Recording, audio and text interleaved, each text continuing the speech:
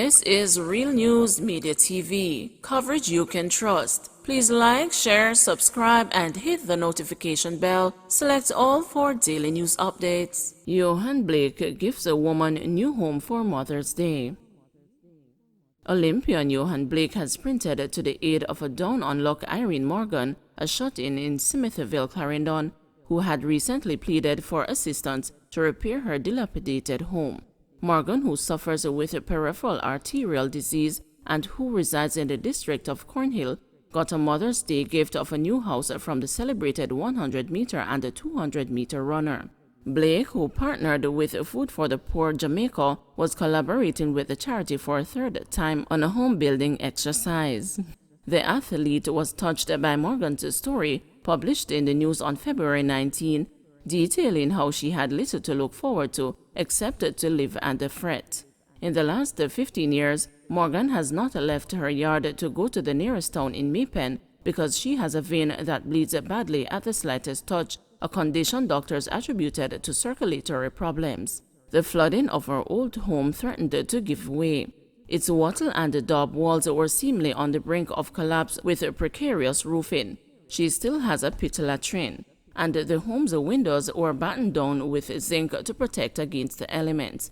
Around 10 years now we have the toilet, and so the storm and the rain and everything, it just full, and so we fix it, it mashed down back, because it full of water and me no have no money cause me foot sick, she had said then.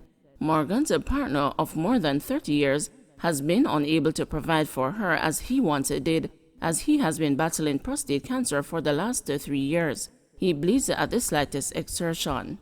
In a news interview, Blake said that he was heartbroken when he heard the story and is grateful that he could assist with donating US $4,900 needed to match Food for the Poor's contribution for construction.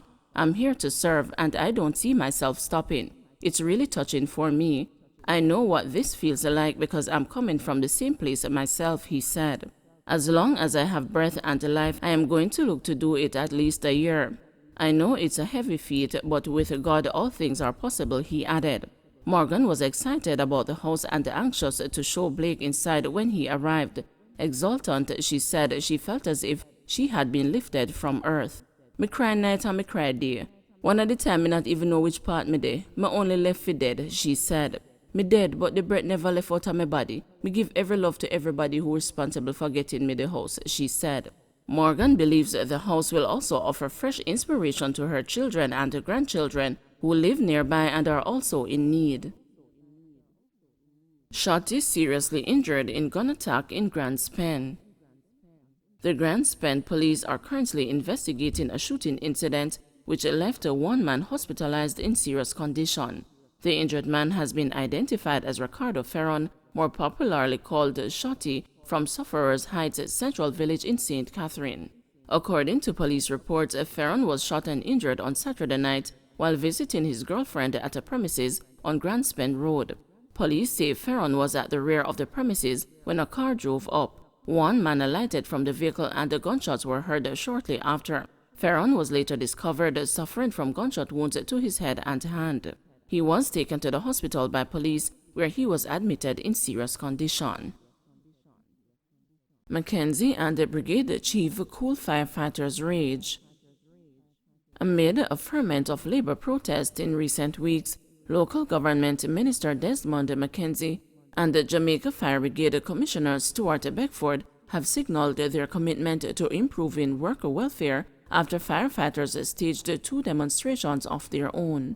The brigade cracked down on the firemen with at least 5 suspended from duty. There is a growing dissatisfaction about welfare issues, including the inability to work 24-hour shifts and grievances over the inability to have days off. Speaking at a JFB graduation Saturday on the grounds of Iona High School in Tower Isle, McKenzie, speaking via Zoom, addressed the issue briefly. Quite recently, there was an incident involving a member of the organization McKenzie began. In any free and open democracy, an individual has a right of expression. I want to give the new recruits and those who are well established in the organization the assurance that this administration of Prime Minister Andrew Holness is committed to the welfare of the men and women of the Jamaica Fire Brigade. The local government minister said the government was committed to providing resources that are necessary for the firemen to perform their duties. McKenzie pointed out that since 2016, the government has been fulfilling its pledges with the construction of new fire stations, provision of equipment, and ensuring that every fire station in Jamaica has at least one working truck. The level of worker discontentment is at its highest level during the 6-year rule of the Andrew Holness administration, which is seeking to chart the emergence of the economy from COVID-19's shadows amid the surgical local and global inflation. Holness urged his Labor Day message to appeal to the workforce that they were the backbone of the country who keep the wheels of our economy turning. He emphasized that the economy is still fragile as the administration undertook recovery.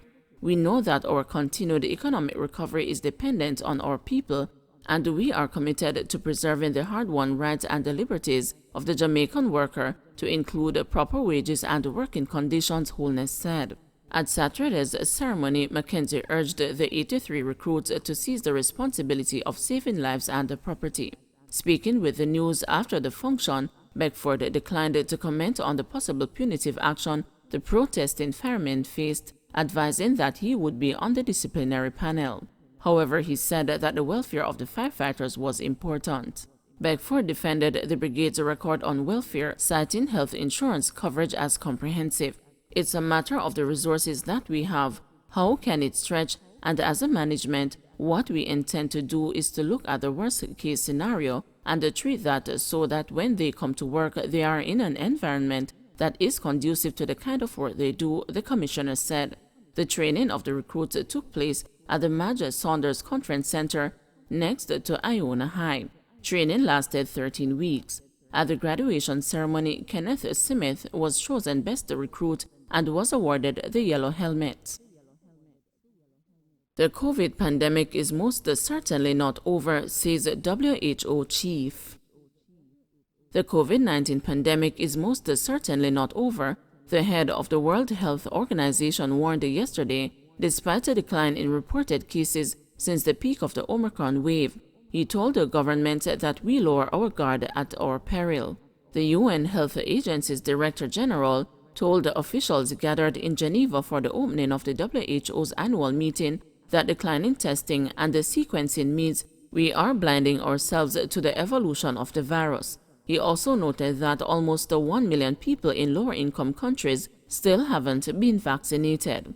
In a weekly report Thursday on the global situation, WHO said the number of new COVID-19 cases appears to have stabilized after weeks of decline since late March, while the overall number of weekly deaths dropped.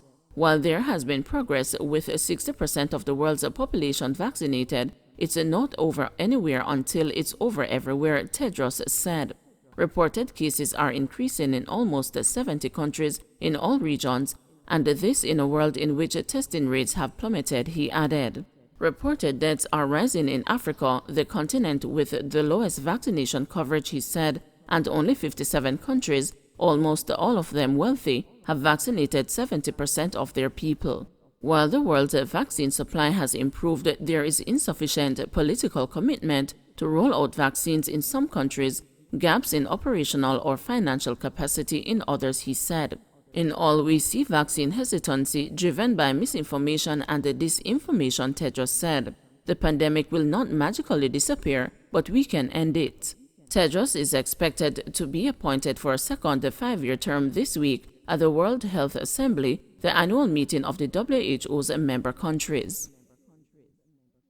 65 emergency shelters approved in St. James ahead of hurricane season. With 65 emergency shelters already inspected and signed off as a fit for purpose, the St. James Municipal Corporation is reporting that it is in the heightened state of readiness to mitigate disaster in the 2022 Atlantic hurricane season. Last month, the University of Arizona issued its seasonal prediction for the June 1 to November 30 hurricane season as a slightly above average, with 14 named storms, 7 hurricanes, and 3 major hurricanes, with an accumulated cyclone energy index of 129 units. The multi-agency government team from the St. James Municipal Corporation, Ministry of Health, Ministry of Labor and Social Security, and the Jamaica Fire Brigade inspected and approved the emergency shelters. All the shelters have been inspected and the shelter managers for these facilities have been identified, said Tamoy Sinclair, Parish Disaster Preparedness Coordinator at the St. James Municipal Corporation. She gave that assurance while speaking with the news recently at an onwards ceremony for the corporation's 14th Annual Disaster Preparedness Performing Arts Competition for primary schools. We will be calling a shelter managers meeting at the end of this month where the shelter managers will be reminded of their roles, which will be followed by shelter managers training for new volunteers, said Sinclair. According to the Disaster Preparedness Coordinator, at the beginning of each hurricane season, officials try to identify new shelter managers to replace those who have migrated from communities. Training sessions are being planned. The procurement of critical relief items for shelters, such as stoves, mattresses, raincoats, and water boots, has already been completed and will be in place before the start of the hurricane season. The municipal corporation has already procured several items to facilitate going into these shelters and, of course, to assist the persons who would be affected or likely to be affected, Sinclair said. Strategic drain cleaning exercises, Sinclair said, are being conducted to mitigate against the flooding. She said the drain cleaning funding for 17 municipal divisions will be provided by the Ministry of Local Government and Rural Development. Despite the corporation's preparedness, the disaster coordinator is appealing to residents, especially those living and working in flood-prone communities, to follow all warnings for relocation should that become necessary. Sinclair is also urging residents to contact the disaster unit of the corporation to identify shelter sites. Don't forget to like, share, subscribe, and hit the notification bell. Select all for daily news updates.